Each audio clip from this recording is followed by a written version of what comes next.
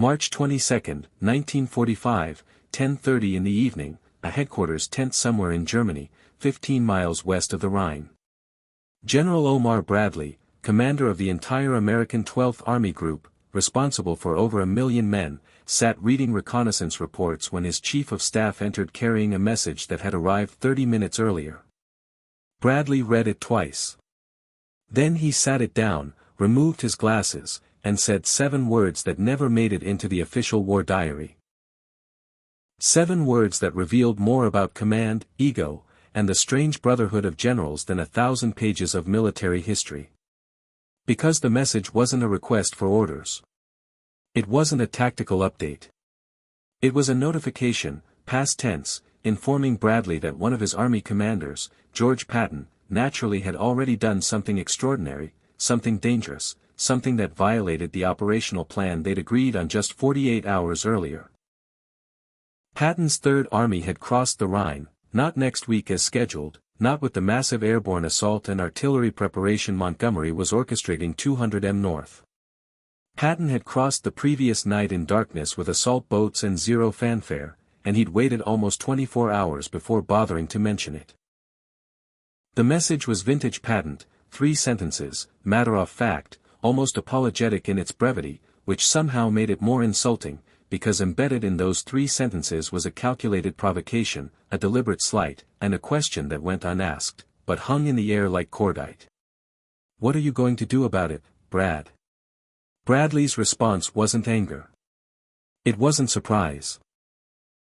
It was something more complicated, something that exposed the razor-thin line between command authority and personal rivalry in a war where egos were as volatile as ammunition dumps. Because what Bradley said in that moment, and more importantly, what he didn't say would determine whether Patton's unauthorized crossing became a triumph or a court-martial offense. But here's what makes this moment genuinely fascinating. Here's why it matters beyond military procedure or command protocol. Because this wasn't just about 2 generals. This was about 2 fundamentally opposed philosophies of warfare colliding at the exact moment when the war was nearly won. When the stakes should have been lowest, when cooperation should have been easiest. Instead, it became personal. So what exactly did Patton do that night? Why cross the Rhine without authorization, without air support, without even waking his commanding officer?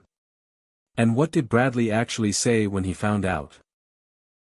Not the sanitized version that appeared in memoirs, but the words his staff heard in that tent before the official record was written, because the truth is messier than the legend and far more interesting. The race no one admitted was happening. To understand why Patton's ride crossing mattered, you need to understand what the Rhine meant in March 1945. Not just a river, a psychological barrier, the last natural defensive line protecting Germany's industrial heartland. In German military mythology, the Rhine was sacred, the border the legions of Rome never permanently breached. Hitler had staked his final defensive strategy on holding it. Once the Allies crossed the Rhine in force, the war was effectively over. Everyone knew it, which meant everyone wanted to be first. Montgomery had been planning his Rhine crossing, Operation Plunder, since February. It was massive. 2 armies supported by airborne drops, thousands of artillery pieces, elaborate smoke screens, and enough logistical preparation to invade a continent. The date was set for March 23. Churchill was coming to watch. The press was invited. It was going to be the triumph Montgomery believed he'd earned after being denied the single thrust into Germany he'd begged for since Normandy. Patton despised it. Not the operation itself, but what it represented. The cautious, methodical, overwhelming force approach that contradicted everything Patton believed about mobile warfare. He'd been racing across France and Germany for 9 months, moving faster than supply lines could follow, proving that audacity mattered more than preparation. And now, 15 miles from the Rhine, he was being told to wait, to let Montgomery have his moment, to play supporting role in someone else's theatrical production. So, Patton decided to cross first, not as part of the plan, as a rejection of it. The opportunity came at Oppenheim, a small town south of Mainz. Third Army intelligence had identified weak German defenses there. Under-strength units, minimal fortifications, no significant armor. On the night of March 22, while Montgomery's artillery was still moving into position 200 m north, Patton's 5th Infantry Division began fleeing across the Rhine in assault boats. No preliminary bombardment, no air support, just infantry, darkness, and speed. By dawn, they had a full division on the eastern bank. By noon, engineers were constructing pontoon bridges. By evening, tanks were rolling across. The Germans barely reacted. They'd been expecting the American assault to come farther north, coordinated with Montgomery's offensive. Patton's crossing caught them looking the wrong direction. And Patton didn't tell Bradley any of it until it was irreversible. The message that reached Bradley's headquarters at 10:30 p.m. on March 23 was reportedly brief: have crossed the Rhine, opposition negligible, and pushing forward with all possible speed. Some accounts say Patton added a personal postscript. Didn't want to wake you in the middle of the night. Trust you slept well. That last line, whether Patton actually wrote it or whether it was embellished later, captures the essential cruelty of the gesture. Because Patton knew exactly what he was doing. He was demonstrating that he could achieve in one night with one division and no fanfare what Montgomery needed 2 weeks and 2 armies to accomplish. He was proving Bradley's caution unnecessary. And he was doing it in a way that left Bradley no choice but to support him publicly while fuming privately. But here's the complication. Here's what makes Bradley's response so difficult to parse. Because by the time that message arrived, Bradley already knew, not officially, not through command channels, but through the informal network every army develops. Staff officers talking to staff officers, liaison teams sharing cigarettes and gossip. Bradley had heard rumors of the crossing hours earlier, which meant his response wasn't surprise. It was theater, a performance for the staff officers watching to see how their commanding general would handle insubordination from a man he technically outranked but couldn't effectively control. What Bradley actually said, the official record is useless. Bradley's memoirs, published in 1951, describe his reaction as pleased and proud. He claimed he'd always intended for Third Army to cross when opportunity presented itself. He said Patton's initiative exemplified American tactical flexibility. Pure revision, political necessity after both men had become public figures whose reputations required careful management. The contemporaneous accounts are more revealing. According to Major Chester Hansen, Bradley's aide, whose diary entries were declassified in the 1990s, Bradley's initial reaction was silence. He read Patton's message twice, set it down, and stared at the map on the table for approximately 30 seconds. Then he said, "Well, George has always had a nose for publicity. Not praise, not anger, something colder. Acknowledgement that this wasn't about military necessity. It was about Patton's ego, about ensuring his name would be in the newspapers alongside Montgomery's, preferably above it, about winning a race that existed only in Patton's mind, but that Bradley was now forced to acknowledge." Hansen records that Bradley then asked his chief of staff a single question. How long before Shaw hears about this? Because that was the real issue. Not whether the crossing was tactically sound. It clearly was. Not whether Patton had the authority. The operational orders gave army commanders discretion to exploit opportunities. But whether Patton's showboating would create political problems with Eisenhower, with Montgomery, with the carefully balanced Allied command structure that Bradley spent every day trying to hold together. The Chief of Staff estimated 2 hours before Patton's headquarters issued a press release. Bradley nodded. Then he dictated a message to be sent to Eisenhower's headquarters. Third Army crossed Rhine at Oppenheim last night. Bridgehead secure. Recommend immediate exploitation. Notice what's absent. No criticism of Patton. No mention that Bradley hadn't been informed until after the fact.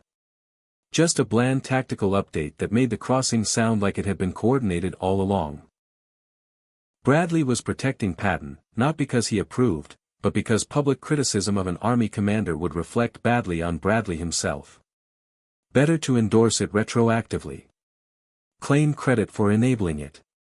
Let Patton have his moment while quietly ensuring the official record showed proper command oversight. But Hanson's diary includes one more detail.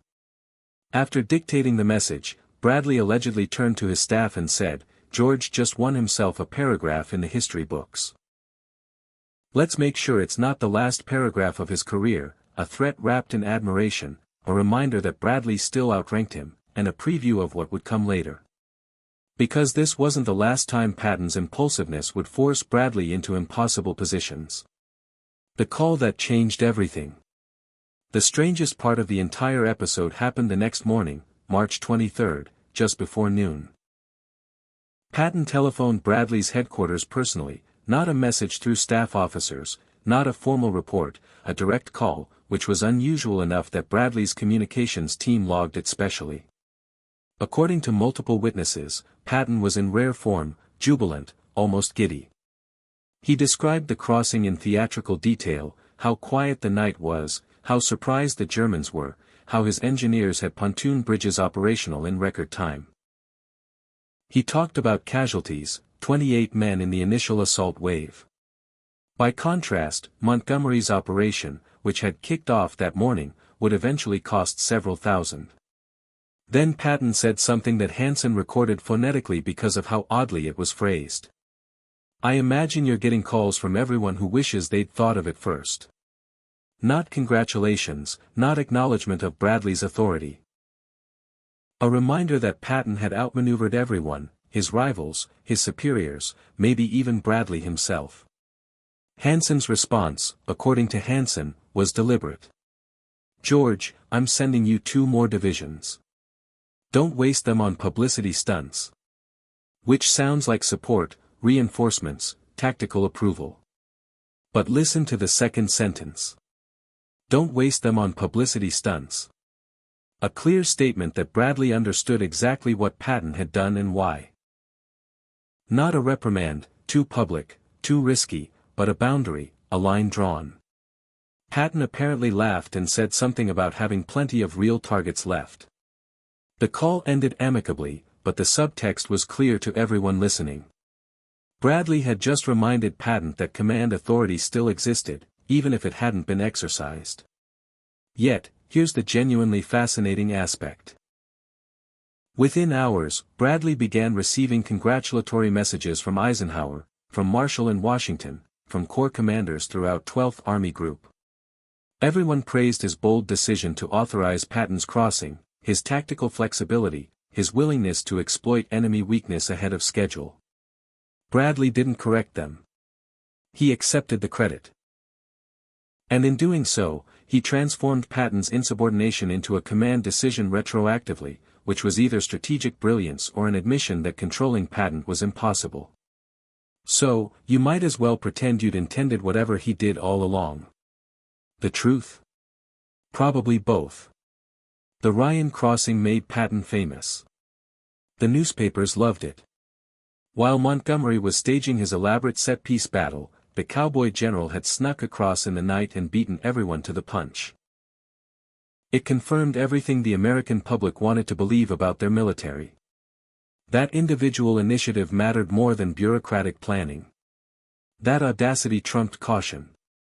That one bold general could change the course of history. Bradley got a footnote, the commanding officer who'd authorized the crossing, whose 12th Army Group had executed the operation. Proper, professional, forgettable. And that perhaps is what Bradley said that really mattered. Not the words his staff heard in the tent that night, not the veiled threat about history books, but what he said through his actions. That command isn't about controlling brilliant subordinates. It's about harnessing them. That you can win by letting someone else take credit as long as the mission succeeds. That sometimes the best response to insubordination is to endorse it so thoroughly that it stops being insubordination at all. Patton crossed the Rhine because he needed to prove something to Montgomery, to the press, to himself. Bradley let him because he understood that Patton's ego, properly directed, was a weapon, dangerous, unpredictable, but effective. The relationship never fully recovered. Bradley would later block Patton from higher command, would decline to recommend him for promotions, would write in private correspondence that Patton was brilliant but exhausting, and that managing him was like riding a rocket you couldn't steer. But he never publicly criticized the Rhine crossing, never suggested it was anything other than tactical genius properly supervised because that's what command required.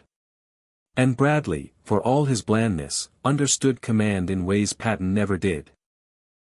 The war ended 6 weeks later. Patton died in a car accident 8 months after that. Bradley lived another 36 years, wrote his memoirs, served as chairman of the Joint Chiefs, and never once told the full story of what he said that night when Patton refused to wake him.